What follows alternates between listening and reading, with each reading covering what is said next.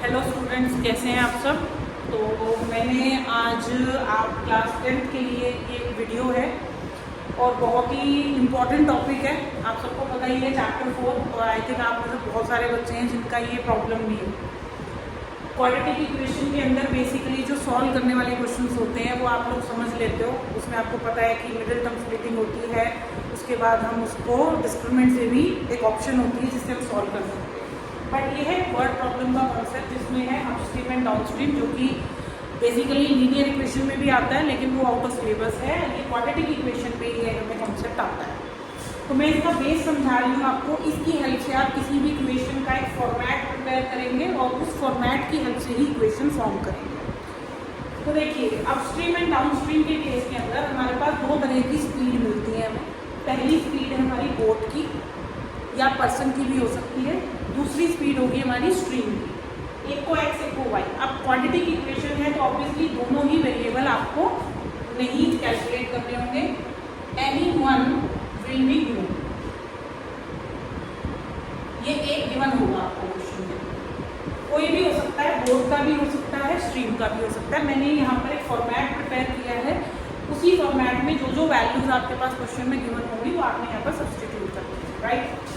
Upstream का case क्या होता है? अपस्ट्रीम में मैं अगर आपको छोटे से डायग्राम के थ्रू समझाती हूँ। ये हमारी रिवर है, रिवर के अंदर ये हमारी बोट है और बोट की जो डायरेक्शन है वो राइट हैंड साइड है, ठीक है। Left to right hand side हम मूव कर रहे हैं। बट जो वाटर की है जो हमारी डायरेक्शन वो है राइट टू लेफ्ट, मतलब ऑपोजिट डायरेक्शन में दोनों चीज़ें हैं।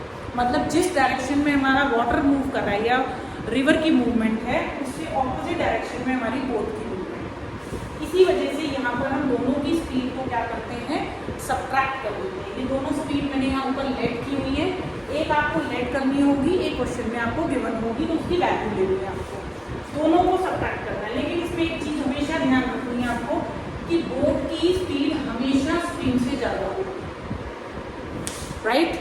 बोट की स्पीड हमेशा स्ट्रीम से ज़्यादा होगी। इसका रीज़न है क्यों होता है ऐसा। आपने हमेशा इसको लेट करके चलना है क्योंकि हमारे पास दोनों में से एक वैल्यू होगी, दूसरी वैल्यू नहीं होगी, राइट। तो हमें ये चीज़ माइंड में रखनी है कि x हमेशा y से ग्रेटर होगा, मतलब बोट की स्पीड जो होगी वो स्ट्रीम से हमेशा ज़्यादा होगी। रीज़न ये होता है कि अगर हमारी बोट की स्पीड कम है और स्ट्रीम की स्पीड ज़्यादा है तो क्या होगा, सुनामी वाली सिचुएशन आ जाएगी। सुनामी जानते हो ना, जिसके अंदर बोट डूब जाती है।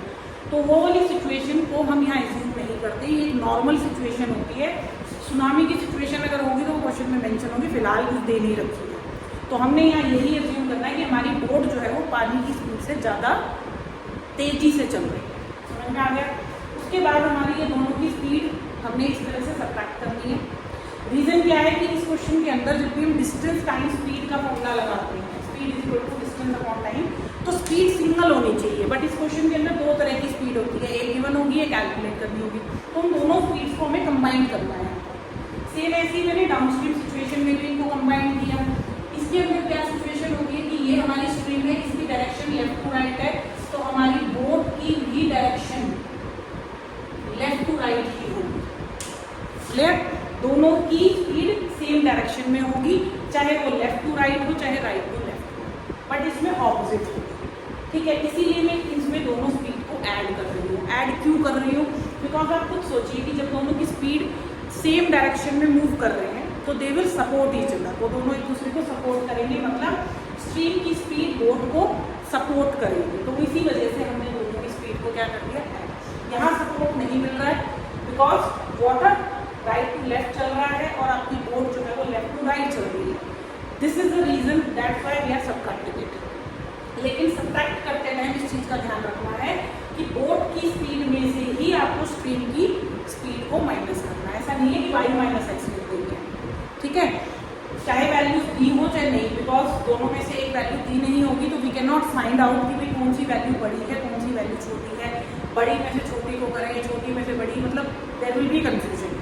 तो इसीलिए आपने हमेशा ध्यान रखना है कि बोट की स्पीड में से ही स्ट्रीम की स्पीड को माइनस करना। डिस्टेंस दोनों केसेस में सेम भी होता है, कुछ क्वेश्चंस के अंदर डिफरेंट भी होता है। तो मैंने दोनों डिस्टेंसेस क्वेश्चन में आपको मिलेंगे। अगर ऐसा लिखा है कि भाई अपस्ट्रीम गए और रिटर्न आए तो इसका मतलब है दोनों स्पीड सॉरी दोनों डिस्टेंसेस बिल्कुल सेम है। टाइम दोनों का ऑब्वियसली डिफरेंट होगा, लेकिन टाइम के बीच में ये रिलेशन होगा कि टाइम अपस्ट्रीम में हमेशा ज़्यादा लगता है। ऑब्वियसली बात है ना, यहाँ सपोर्ट मिल रहा है, यहाँ सपोर्ट नहीं मिल रहा है, यहाँ बोर्ड को स्ट्रीम की हेल्प मिल रही है, यहाँ स्ट्रीम की हेल्प नहीं मिल रही है, तो इसीलिए यहाँ का टाइम हमेशा ज़्यादा होता है। तो अब क्वेश्चन के अंदर जब ये दोनों टाइम का या तो टोटल दिया होता है, क्वेश्चन में लिखा होता है कि टोटल टाइम जो अपस्ट्रीम डाउनस्ट्रीम में लगा दैट वाज 9 आवर्स और 8 आवर्स समथिंग, तो उस केस में दोनों टाइम्स को क्या कर देना है, आपने ऐड कर देना है।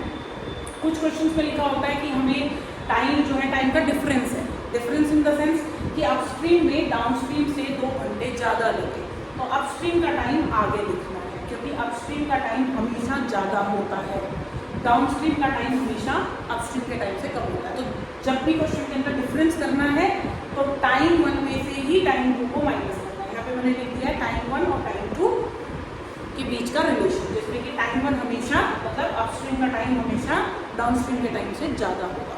ठीक है, अब टोटल टाइम दिया तो कोई प्रॉब्लम ही नहीं है, दोनों को ऐड कर देना है, लेकिन अगर डिफरेंस दिया है तो थोड़ा सा दिमाग लगाना है कि किसका टाइम ज़्यादा है। ऑब्वियसली अपस्ट्रीम का ही ज़्यादा होगा, क्वेश्चन को पढ़ के पता लगेगा।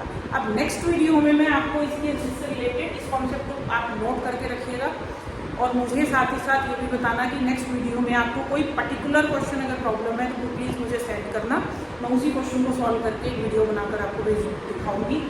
लेकिन अगर आपका मेरे पास कोई इस तरह का डाउट नहीं आता तो मैं अपनी तरफ से कुछ क्वेश्चंस, इंपॉर्टेंट क्वेश्चंस आपको अपस्ट्रीम डाउनस्ट्रीम के ऊपर करवाऊंगी और हम उनको सॉल्व करेंगे। इसी डेटाबेस को बनाएंगे, बिल्कुल इसी तरह से हम फॉर्मेट बनाएंगे, सिर्फ मैं आपको फिल कर कर दिखाऊंगी कि इन वैल्यूज़ को इसी फॉर्मेट में फिल करके हम आंसर कैसे निकालेंगे।